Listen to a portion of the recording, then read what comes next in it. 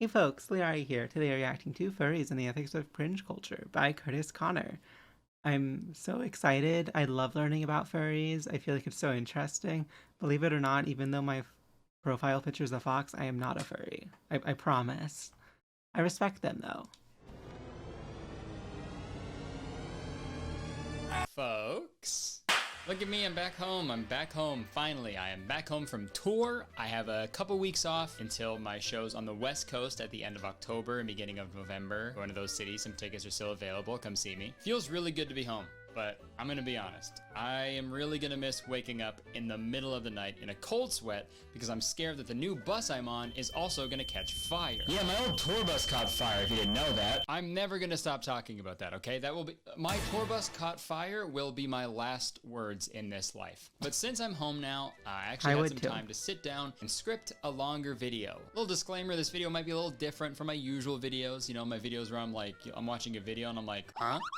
What the fuck? What the fuck is this? This shit is nuts. If I was this guy, I wouldn't be so fucking nuts. There's a specific topic that I've been wanting to talk about for a while, but I've just been like racking my brain on whether or not I have anything new or interesting to add to the overall discussion of this topic. But the more I think about it, the more I realize I've probably never had an original thought in my life. There's been like billions of people, and I'm also not that smart. Case in point, when I saw an old black and white movie for the first time in my life, I genuinely thought color just didn't exist back then. So I'm done. But I think I still need to talk about this because unlike the rest of the population, I have a very unique perspective, and I think I need to share my thoughts as a white male. So today I would like to talk about furries. And right off the bat, I want to say this video is not gonna be just me watching like a furry cringe compilation and being like, fuck these guys. I feel like there's enough of that on the internet already, and I don't need to add fuel to the fire. Like my tour bus. I've been wanting to write a video about furries for months now, and I was like, I don't know if I should or not. But then when I was just in Milwaukee, I was Milwaukeeing into the venue, and I saw across the street a big blue furry fox, a huge furry, just walking down the street. And I was like, that's it, that's my sign. It's the first thing I did when I got back was script this video. And also I figured the best way to learn about furries is to write an entire video about them, because that's all I really know how to do. Honestly, that I can't do much. I don't even know how to do like a smooth transition in my editing software. So I want to start the video with a little anecdote about my introduction to furries, because I think it illustrates one of the main issues that the furry community has in today's society, because we do live in a society. So back when I was a kid, there was a channel called Spike TV, and this channel played the best shit imaginable for a young, impressionable 12-year-old. I guess young is a little redundant there. An old, impressionable 12-year-old. It was the channel that played Mansers. You know, they also had great shows like Deadliest Warrior, Bar Rescue. They also had a show called 1000 Ways to Die. If you've never seen that show, it's pretty easy to imagine what it's about. It's a collection of shorts depicting different ways that a person could die. Some of them were inspired by real events, but most of them were just 100% made up. Like this one. Oh my god, my fart killed you! And look, that's obvious to a 28-year-old, but to a 12-year-old, oh my god. I believed everything I fucking saw on television, because I was 12. I was an old 12-year-old. I believe fucking everything, okay? To me, the show Ripley's Believe It or Not, why'd they call it that? Should have just called it Ripley's Believe It. Because I did. Also, yeah, why did they call that show Ripley's Believe It or Not when they showed like real, actual footage of like people doing like sort of impressive things, right? I looked up that show on YouTube, and there's a segment where a young kid could just name any car that he saw. I have salesmen that don't even know as much as he knows about cars. Same. Like someone would ever watch this segment and be like, nah man, I don't buy it. I don't believe it. This kid is not who he says he is, okay? I hope he can recognize a cop car. Paid actor. Because he's going to jail for treason. Sorry. Back to 1000 Ways to Die. In season 1, episode 3 of 1000 Ways to Die, one of the ways to die featured a man taking a handful of mushrooms and then stumbling upon a furry orgy in the middle of the desert. And this aired in like 2008. So a lot of people like didn't know what furries were at that point. They weren't really mainstream. So they had to explain it to everybody. And here's how they did it. What's a furry? People who like to put on animal costumes and get together for fun things like group sex. And you're probably wondering how this guy dies. Well, let me tell you. So this guy tries to get in on the orgy and he keeps being denied. So he goes to have sex with a person in a bear suit, but it turns out it was a real bear. And he gets mauled to death. Yeah. And this is a bear ripping out your throat after you tried to have sex with it. So this was mine and a lot of other people's first introduction to furries. And for the next 10 years of my life, my understanding or lack thereof of the furry fandom did not change because this was Spike TV, right? They wouldn't lie to me. They wouldn't blow smoke up my ass. Of course. They'd blow fire out of it. But what is a furry really? A furry can be many things. They could be an artist, a writer, a fursuit creator, a gamer, a performer. But to boil it all down, a furry is someone who has created an anthropomorphized animal character for themselves. That's cute. Or a fursona, as And they I can call appreciate it. And maybe the they design. draw this fursona doing various activities, you know, maybe they write stories about this fursona. But obviously the thing that everybody thinks of when they hear the word furry are the people who build or hire someone to build themselves a whole like fursuit of their fursona. And why do they do this? Why would you pretend to be an animal? Being a human is so fucking sick, right? I love having opposable thumbs and using them to pay my fucking taxes every year and mowing my lawn and going to Walmart. I love it, dude. Honestly, I get it. Being a human sucks balls like 90% of the time. Dude, every single day, I look at my dog, like whenever he's napping or something, and I'm like, dude, the things I would do to be my dog for a day, just a Same. day. No responsibilities, I can run around and shit and piss on my neighbors' yards, and I get served 2 square meals a day and a bunch of little treats. Sign me up. I'll get my butt sniffed. I do not give a shit. And obviously there's varying degrees of like fursuits and fursonas. Maybe someone just got fucking ears on, or maybe someone has just a tail. Yo, the high quality fursuits, holy shit. It is not cheap, man. I did a little bit of Googling and like a high quality like full fursuit costs like thousands of dollars. This person, Lemon Brat, makes really high quality fursuits and they start at $5 grand. That's fucking crazy, dude. Furries are not what the media portrays them as, dude. They're not these like weird like social outcast people or whatever. They're fucking Consumers, ballers, man. yeah. Like you gotta be rich as fuck to be a furry, man. Could you imagine like, you know, you're walking down the street and like someone in a sick fucking like sports car, like a Jaguar, you know, pulls up beside you and then they step out and it's an actual Jaguar? Wouldn't be far off, man. Next time you see a nice car, that person is a furry. But again, why would they do this, right?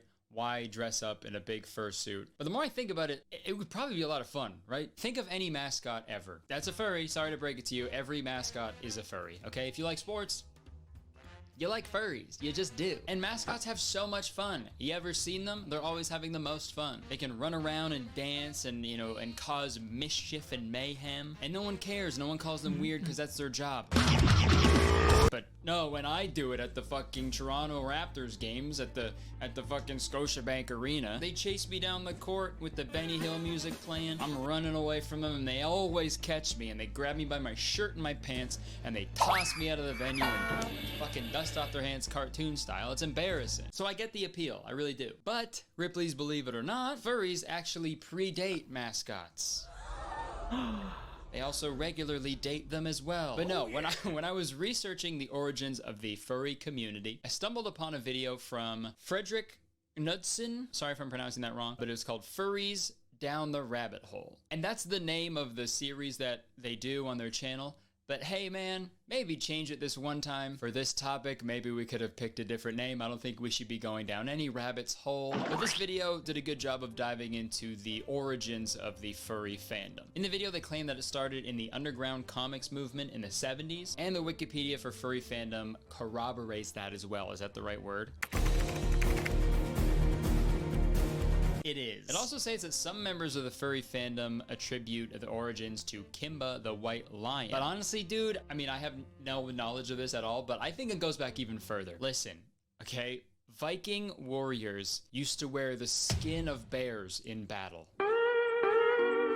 You're gonna look at this photo and tell me this guy isn't a furry? Vikings were furries, changed my mind. Good Sure, somewhere point. in Scandinavia, there was an Uwu clan that nuzzled their enemies to death. Look it up. But as time went on, and as the internet grew in popularity and accessibility, more and more people were learning about this furry fandom. And it got to the point where people were actually hosting the very first furry convention in 1989. And that's the beauty of the internet, man. Bringing like-minded people together who never even knew other people like them existed in the first place. Like, it almost makes you think, what would the world be like if the internet started sooner? Like, could you imagine if there was the internet back in like the 1500s? I think the Mona Lisa would look a little different. And of course, it was not hard to find a Mona Lisa as a furry. All I had to do was Google it. I got hundreds of results.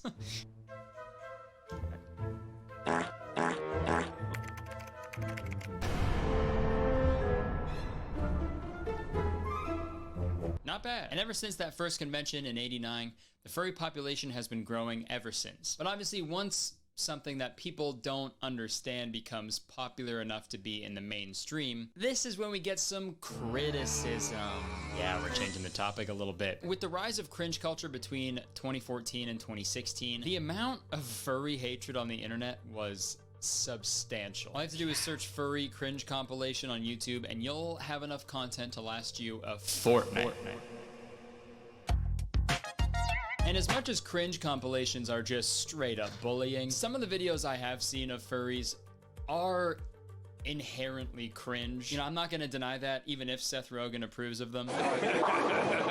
Like the videos of furries at like their house or like a convention, you know, just going about their day. I don't have a problem with those, of course, because, you know, that's like a totally normal, acceptable place to do whatever the fuck you want. But like all the videos of furries going to like stores and like just bugging minimum wage employees. Yeah, that's the worst shit I've ever seen, I think.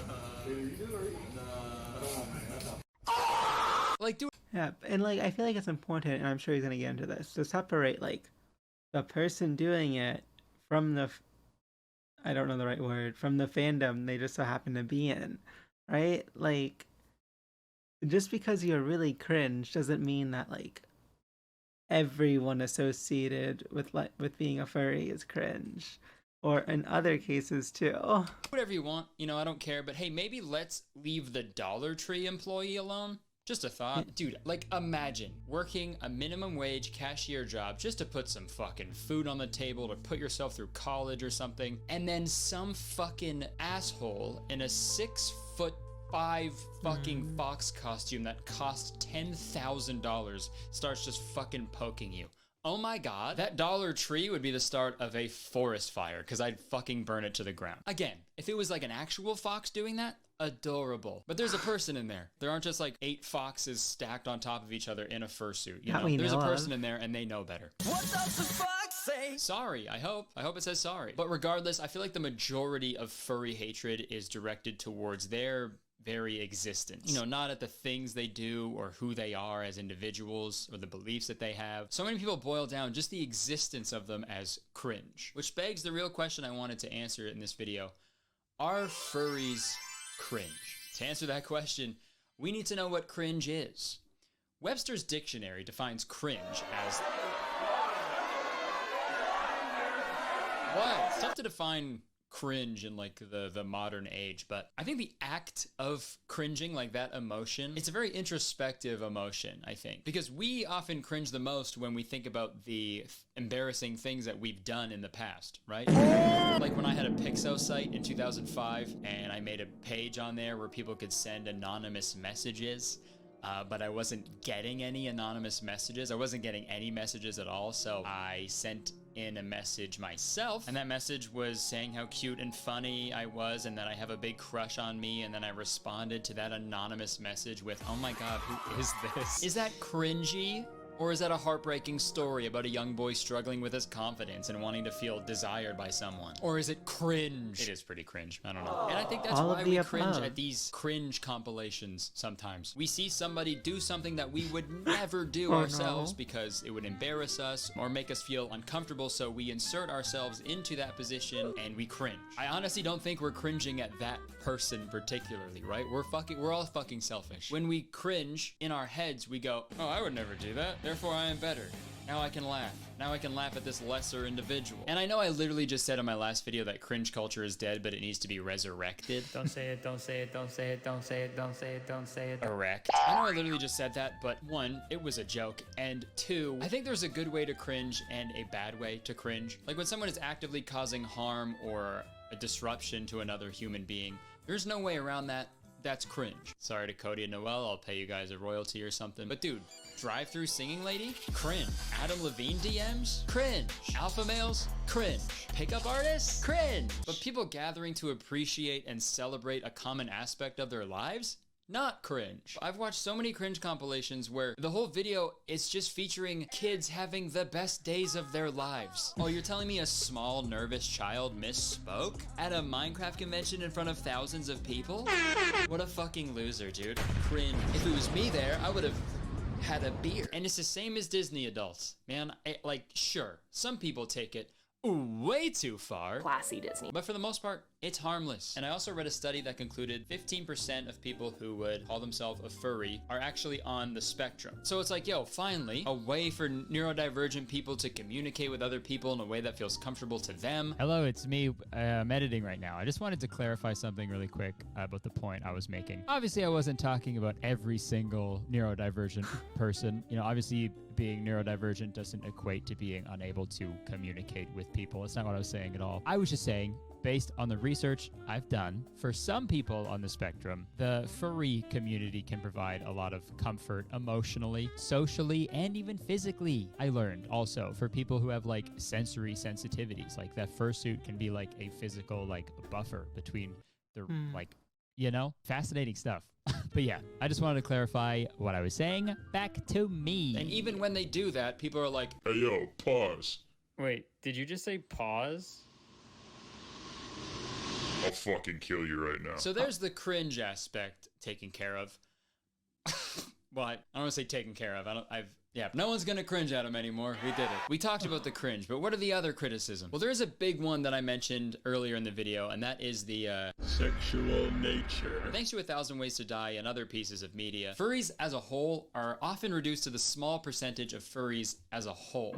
And look, I don't want to kink shame anybody, okay? Whatever 2 or more consenting adults choose to do in the desert, that's none of my business. I think, if anything, it says more about the people criticizing furries for this, you know? Oh, you're a furry? Huh. So you fucking that suit or what? Like, I feel like in any fandom, there's gonna be people who turn everything into like a weird sex thing. Here's an example right here. Welcome back to Pokenut Year, the challenge where for every day of the year 2022, I roll a random number generator, and the number I get corresponds to the Pokédex number of the Pokemon that I have to nut to for that day. The Pokemon that I have to nut to for that day. Yeah, that is real, by the way. He has not missed a day. But there's proof right there, man. No matter what fandom you're in, there's gonna be some horn dogs ruining it for everybody else. But when it comes to furries, and that's spelled C-O-M-E-S, according to the Daily Mail, only about 4% of furries rank sex as an important part of their lifestyle. But that's also because 96% of furries have never had sex. I'm sorry, it's a joke. I had to make it. It was right in front of me. I had to write it down and then say it. Understandable. I'm sorry. In reality, dude, they probably bone way more than like anybody. Remember like the band kids or like the drama kids, dude? And speaking of how you're orientated sexually, I read a medical research paper that said, sorry, I'll say that again. I read a medical research paper for this video.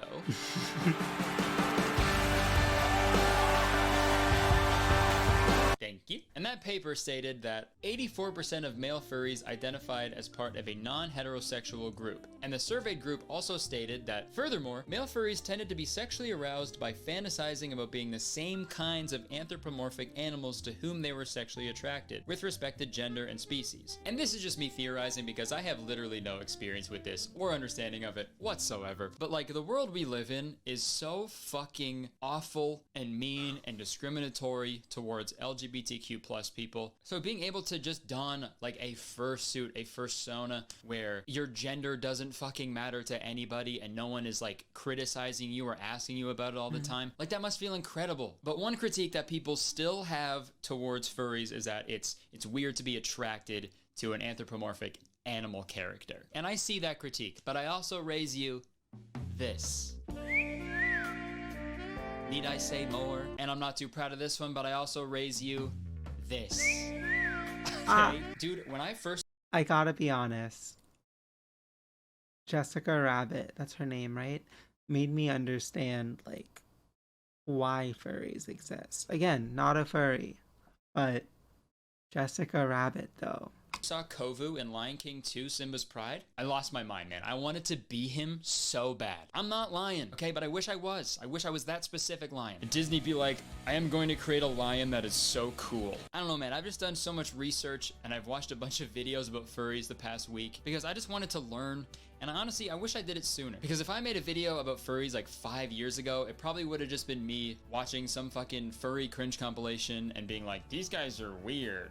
You know, it would just be me making fun of them probably. And I did that. That's a thing I did. I literally did that. I actually wasn't that harsh in that video, but still, I could have just, I could have just done the research and made this video 5 years ago, So you know what? Today, what is it right now? September 26th, I am declaring Kurtistown as a furry-friendly zone. Okay? It's official. We support you. Okay? I did, however, get tagged in a TikTok from someone saying that they were going to come to my show in their fursuit. Hey, don't do that. Do not do that. They will not let you into the venue. And even if they did let you into the venue, it'd be distracting as hell. But no, dude, I think we need to be more accepting, right? Furries are people like you and me. We watch movies, they watch movies. We go to sleep, they go to sleep. We eat french fries, they eat french fries.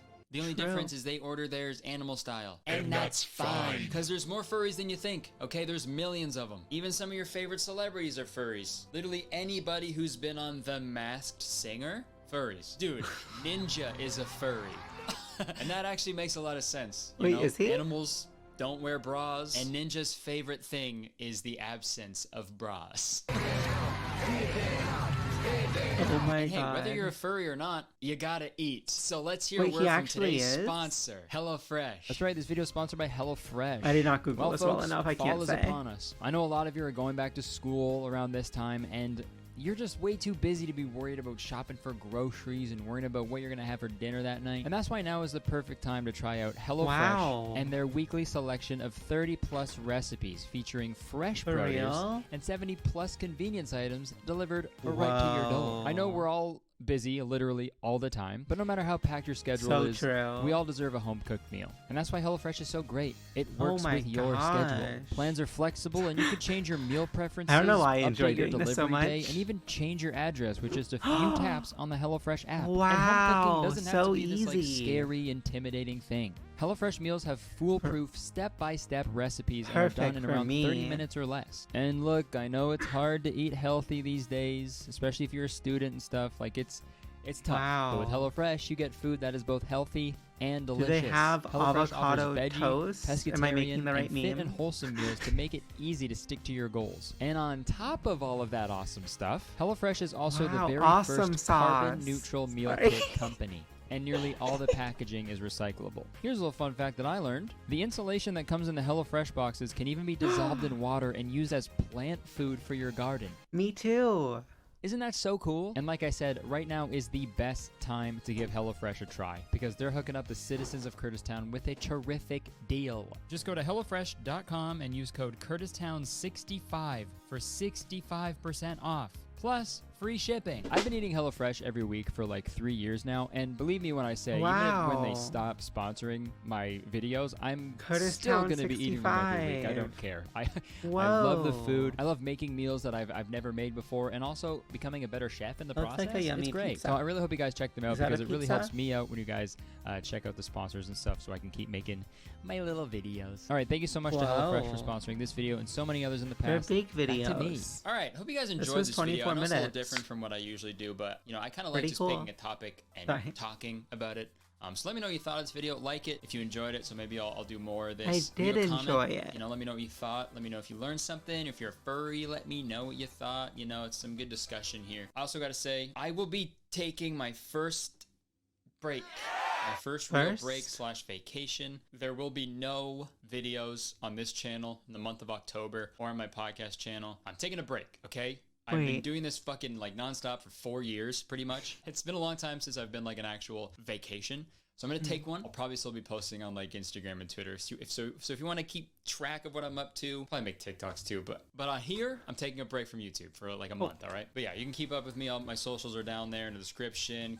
Okay, I was gonna say, it's so funny how he started the video by being like, I'm home for a few weeks before I go back on tour, finally, blah, blah, blah. And then ending the video with, by the way, no more videos, basically until I'm back on tour, which I understand, don't get me wrong. It was just funny.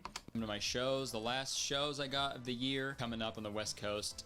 And we added some late shows, so come and support the fellas. Yeah, thank you so much for the support. Thank you for watching. I hope you enjoyed the video. I would stick around, but unfortunately I have to go. There's a certain TikToker that I need to report 1,000,000 times. Goodbye. That guy sounds interesting. I kind of want to know who he is. Okay, let's like this video because I really enjoyed it. You're becoming so insufferable. So true, so real. I don't think it's wrong to cringe at things. Not everything is everyone's cup of tea. However, I think it's problematic when you act on that cringe by harassing the other person. If we cringe, we can just simply keep it to ourselves and move along. Yeah, and like, at least for me, like, I really like stuff like Nathan For You and like The Rehearsal, which are like built on cringe culture. Or like, what's that other show I watched? Uh-oh. It was like a dude in New York, and there was a episode where like there's like room landlady made lasagna. It was really good. I had a student who had selective mutism because of parental issues.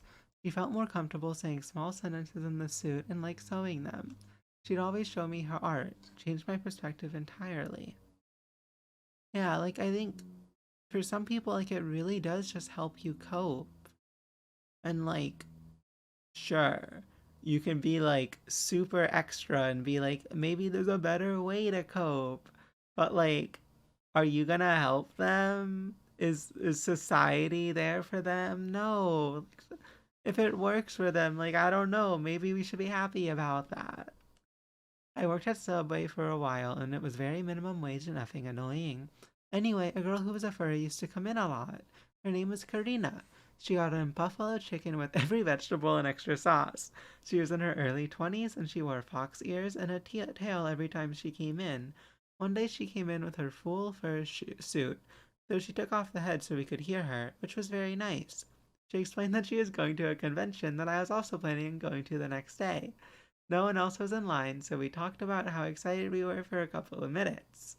She was the nicest customer I have ever served in any job I've had. She also put $5 in the tip jar as well as putting a 20% tip on her card every single time. She was lovely and I really hope she's doing well. Me too.